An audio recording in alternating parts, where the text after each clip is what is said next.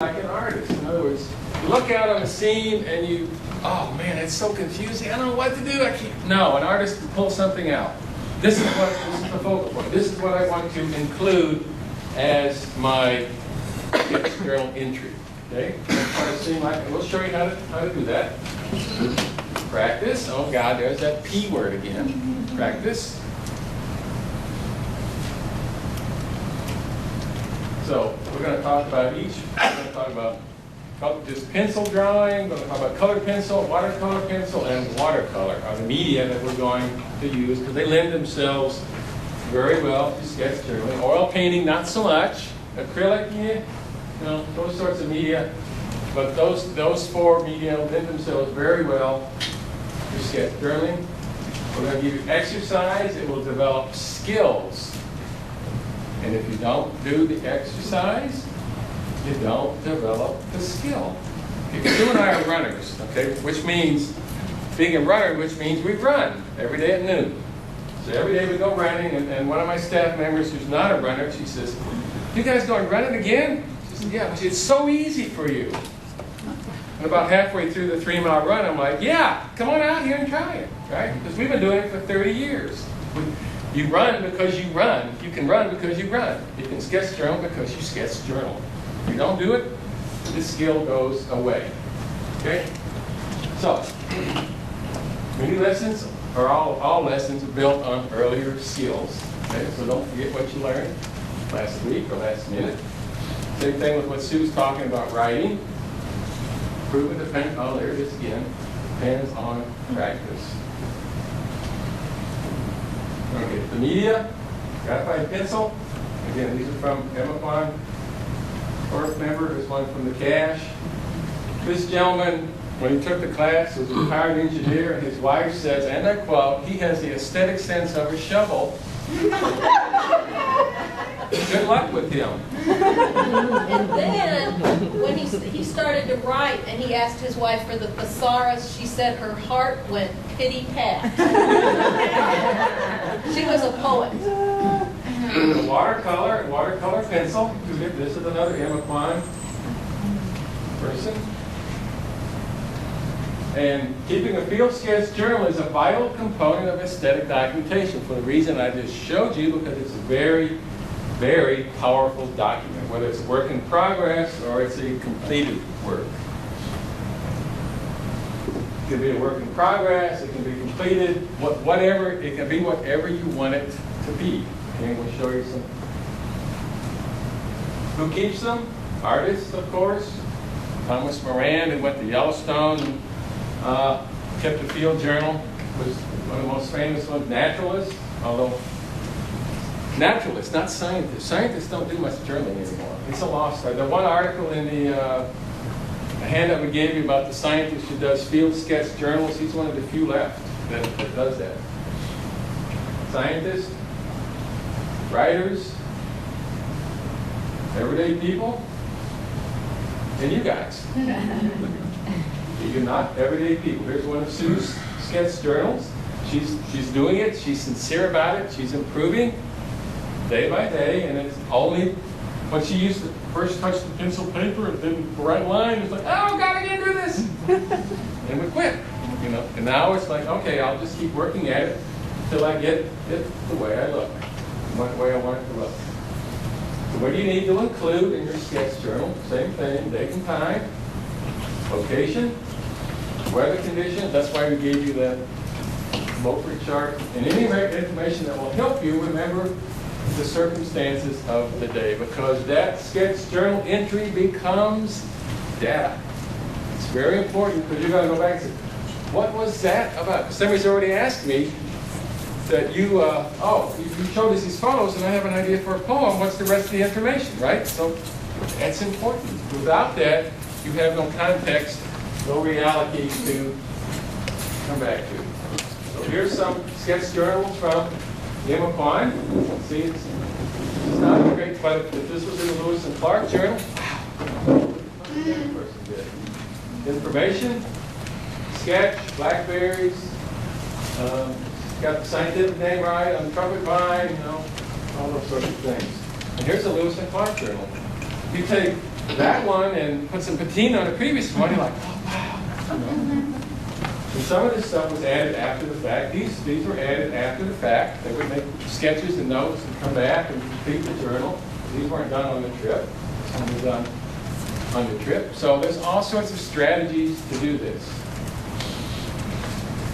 You need to identify an organism. Here's some I think this is Margaret. She was looking, just watching out here, and she just made quick sketches of things she saw.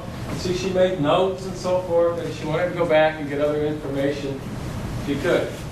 And the other thing is, remember I talked about the gentleman who claims to be pursuit of a vermilion flycatcher? He didn't do this. No information, no documentation. It's your word. Eh.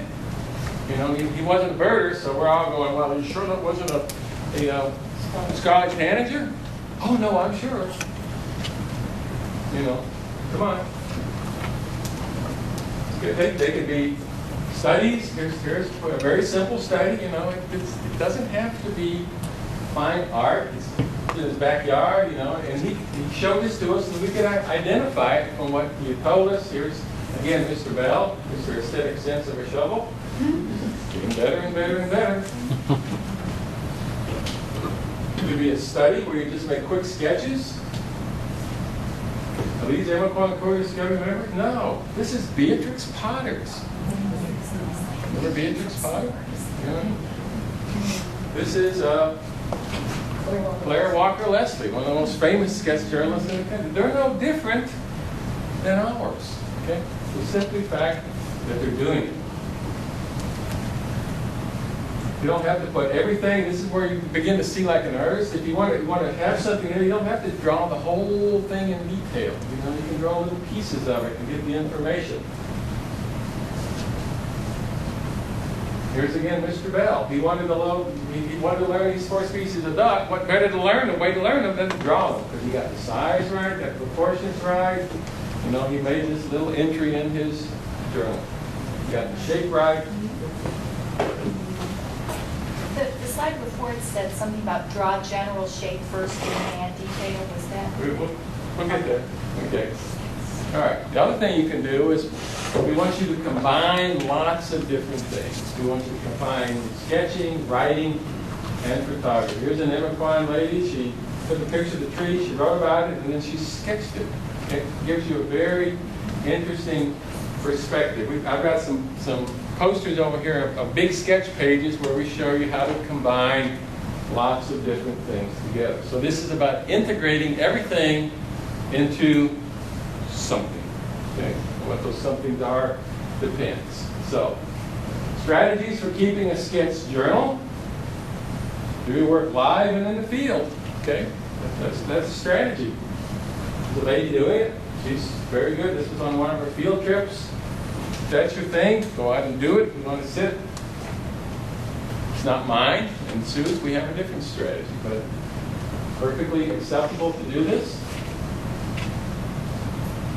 Take field notes, make quick sketches, or take photographs and later create your journal pages. That's okay too.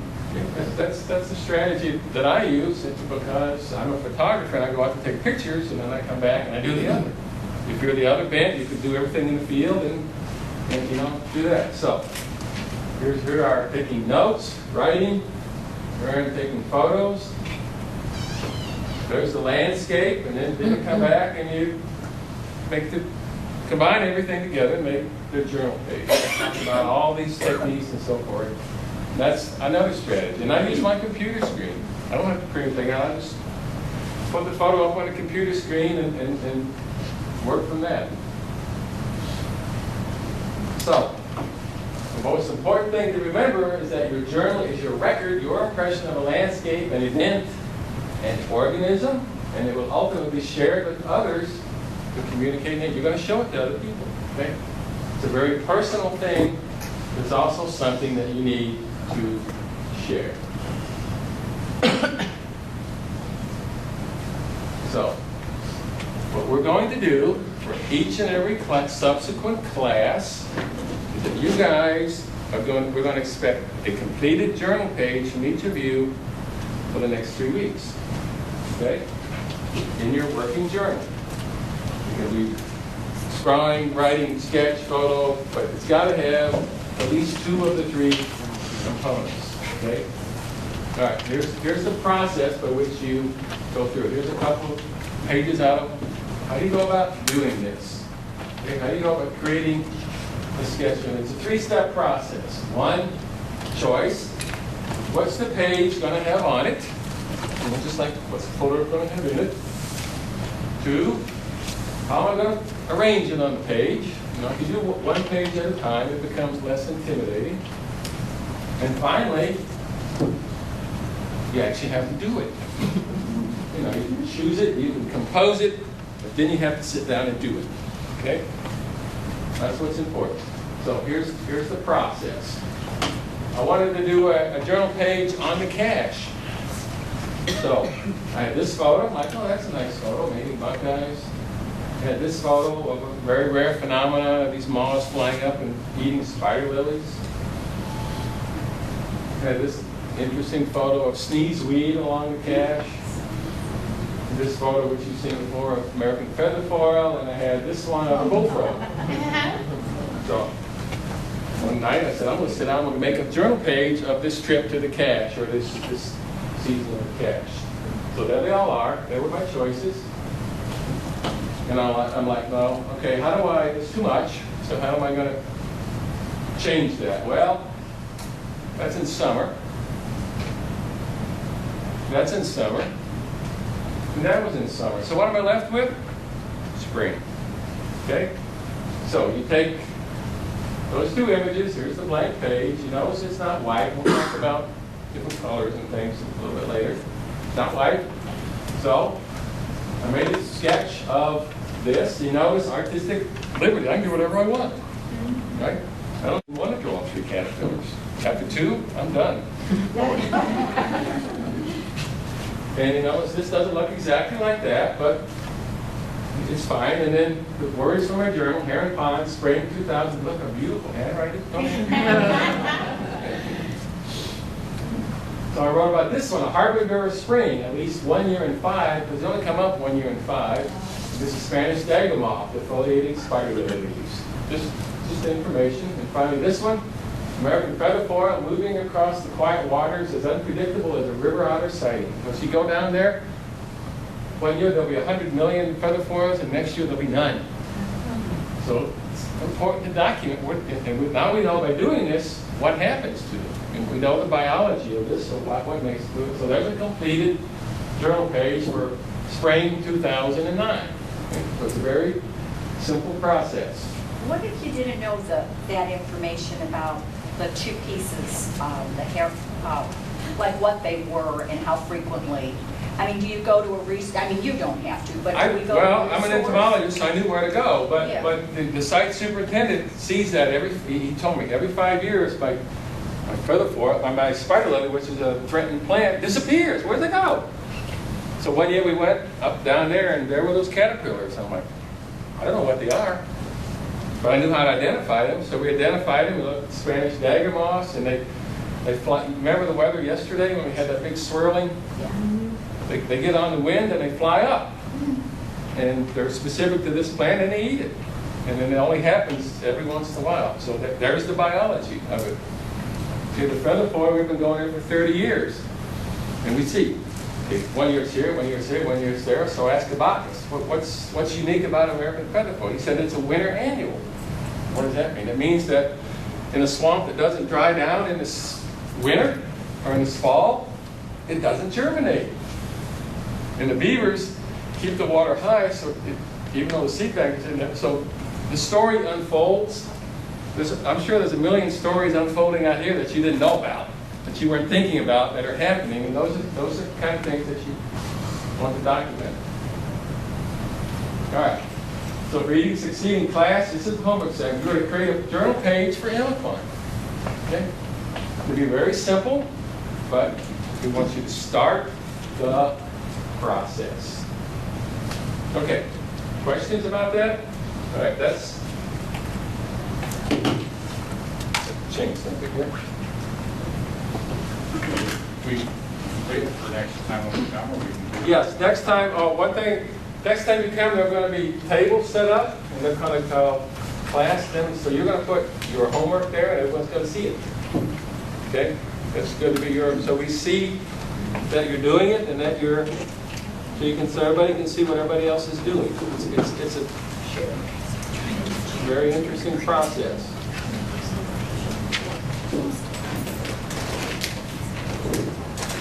The next question is, okay, so there's the philosophy of the whole thing, and this is where we're heading toward. We're heading toward reading journal pages. So what are some of the techniques and the processes that we have to go through? One is, how in the heck do you get the shape of something right? Because as